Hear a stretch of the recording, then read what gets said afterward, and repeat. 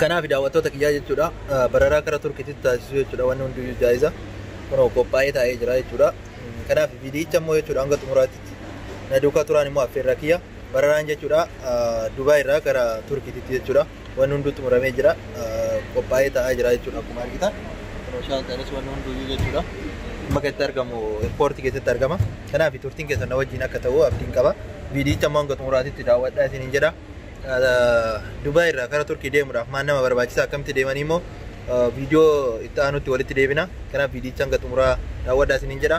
Ulfaadhaa galatoomaa isin jaalladha hundi keessaniyyuu viidiyichi itti fufaa jechuudha. Assalamu alaikum warahmatullahi wabarakatuh. Daawwattoota fi kabajamtoota keenya akkam jirtan harka fuunee baga jiraattanii. Amma keessatti argamnu magaalaa Dubaay Chaarjaa keessa qaxxaamurree karaa magaalaa Dubaay keessa baanee kana eerpoortii deemaa jirra. Deemsi guyyaa har'aa kun jechuudha har'i guyyaa 26 guyyaa har'aatitti beellama qabaa jechuudha. Kanaaf yoo rabbiin na mijeessiti naalli na tole jedhe karaa biyya Turkiitti imaluu deemaa jira. Yoo rabbiin yaada muraara kiyya naa guute du'aa naa godhaasiin jira. Bararaan guyyaa har'aa waan ta'eef kanaaf eerpoortii keessa jirus waan jiru wajjin laalla keessa isallee isin daawwachiisaa jechuudha. Kanaaf turtiin keessan na wajjin akka ta'u abdiin qaba. Isattu na geessaa jira durbichi kiyyaa jechuudha. Kanaaf deemsa karaa kanaa immoo fuuldura keenyallee maal akka fakkaatu sin agarsiisaa deema. Xumura Dubaay har'aa jedhee yaada inshallah yoo rabbi jee yoo haalli naa mijate jechuudha. Yoo mijanne immoo hin mijanne jedhama. Kanaaf amma kara eerpoortii imalaa jirra. Turtiin keessan nu wajjin haa ta'uun affeerraa kiyyaa kara fuulduraachi garagalchee isin agarsiisaa hanga eerpoortii seennutti jechuudha. Fuuldurri keenya maal akka fakkaatu wajjin laalla. Turtiin keessan na wajjin haa ta'u isin jira. Na wajjin tura.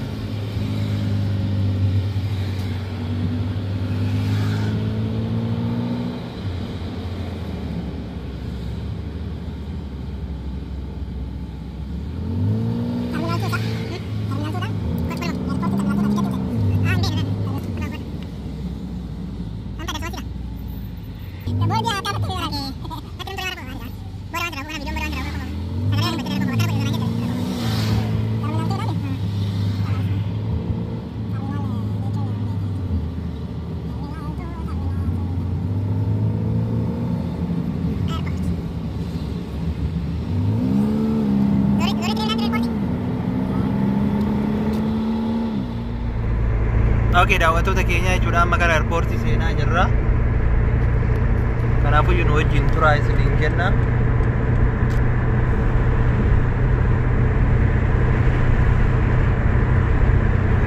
Airport.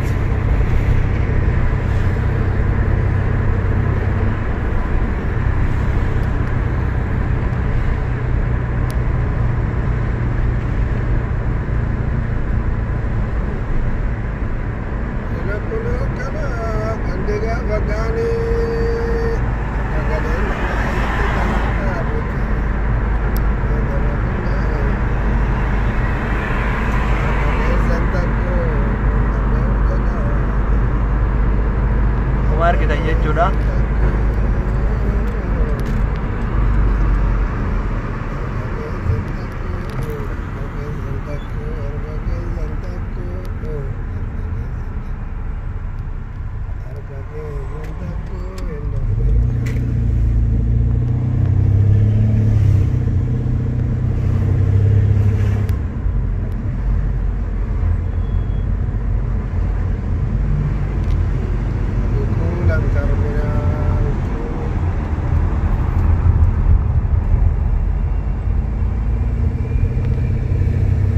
Akkuma argitan jechuudha daawwattoota keenya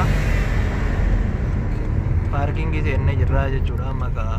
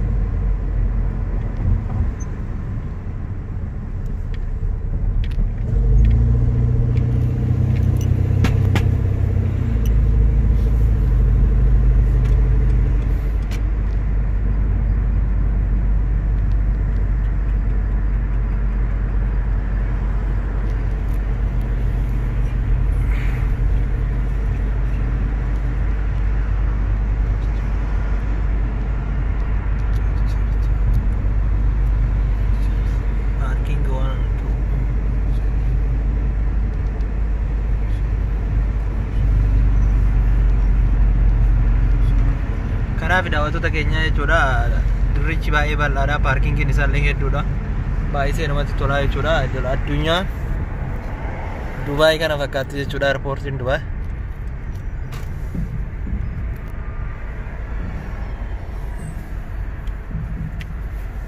ama kaardii murachuu deemaa jirra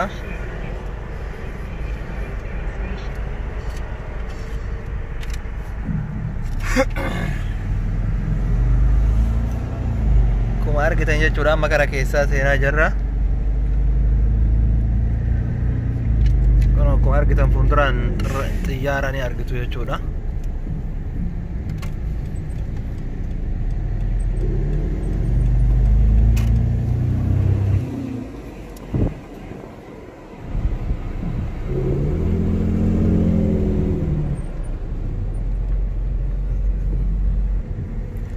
paarkingiin isaa baay'ee guddaadha akkuma argaa jirru jechuudha kana fakkaata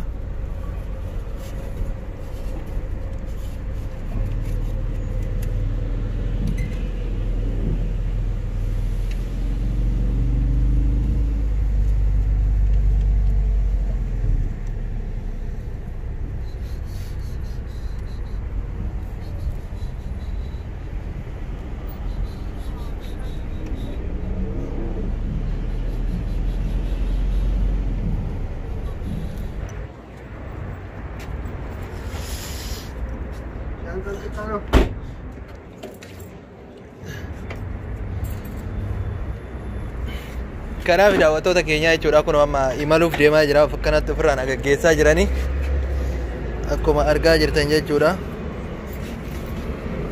kuno qophii kiyya xumuree jira kanaaf akkuma argitan jechuudha kanaaf daawwattoota keenya akkuma argitan amma ofirraa imaluudhaaf yaa'aa jira kanaaf atillee hedduu galatoomi durbicha koo hedduu galatoomi kanaaf du'aa nu godhaa isin jenna warreen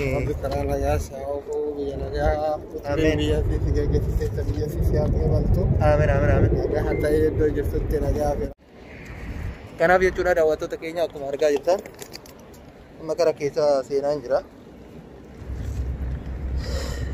kanaaf turtiin keessan na wajjin haa ta'u isin jedha hanga xumuraatitti akkuma argitan jechuudha Siyaatan letter magabate bisa duwidhaa qofa argaa qaba kanaaf daawwattoota keenya na wajjin amma gara keessa seenaa jira na wajjin suuraa isin jira turtiin keessan na wajjin haa ta'u isin jedha.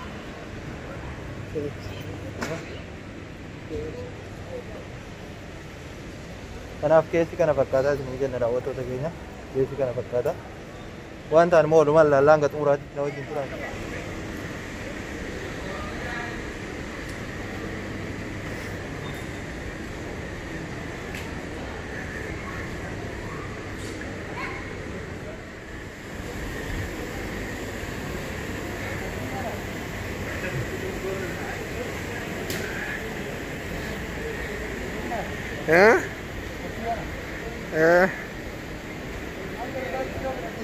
Malit.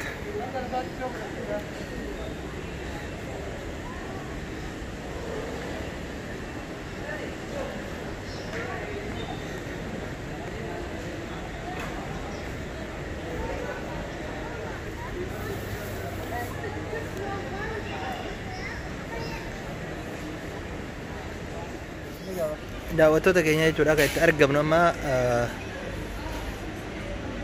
mooraa eerpoortii kaaffee keessatti argamna jechuudha. Hanga sa'aatiin gahutti kaaffee waan takka dhuguudhaaf.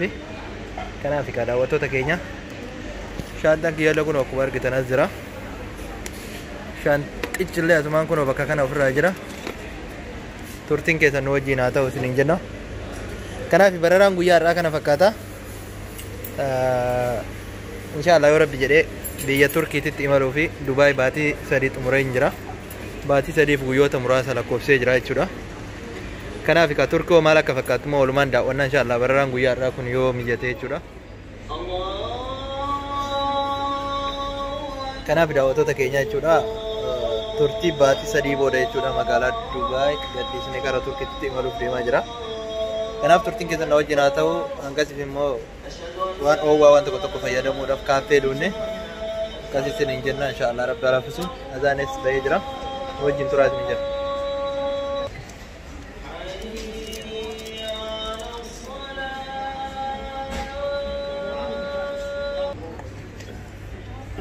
Daawwattoota keenya jechuudha akkana du'aa godha. Inshallah airportiin kana fakkaata jechuudha. Kun akkuma argitan airportiin kana fakkaata. Daqiiqaa muraasa booda bararaan kennas daqiiqaa muraasa booda inshallah yoo rabbi jedhee jechuudha daqiiqaa muraasa booda. Hangasitti immoo innis an wajjin taa'ee keessatti hanga an biraa kututti jechuudha. Kanaaf turtiin keessan wajjin haa ta'u isin jedha. Galatooma hanga xumura qophii keenyatti nu daawwadha. Viidiyoon biraa immoo hanga keessa achi kuteetiin keessi maal akka fakkaatu fi waan hundaa isinii mara. Kanaaf bararaan Dubaay irraa jechuudha magaalaa Dubaay irraa gara Turkiitti taasisuun immoo maal akka fakkaatu wajjin maal laalla. Kanaaf atillee galatoomii turtii na wajjin gooteef galatoomii siin jaa si dararee jira. Haalummaan mijatee waan kiyya ifaajee waan kiyya waan ta'eef rakkinnan qabu rabbi karaa nagaa gaa'ofu karaa nagaa deemee nagaa biyya nagaa jechuu malee waan jiru inshallah du'aayee godhadhu karaa deemtutti bakka geetutti waliin dagannu inshallah dashee rabbi nagaa si hayyi nagaa naaf ta'e isin jaatillee. Kanaaf daawwattoota keenya jechuudha isinillee galatooma ulfaadha. Yeroo dhiyootti immoo wal agarra. Viidiyoo hanga xumuraatitti daawwadha. Viidiyoo itti aanu immoo jechuudha keessi maal akka fakkaatu fi eerpoortii Istanbul immoo Turkii jechuudha. Magaalaan guddittiin Turkii Istanbul maal akka fakkaatu wajjin maal laallaa isin jenna. Nu wajjin turaa affeeraa kiyya galatooma ulfaadha nagaa naaf ta'e isin jedha.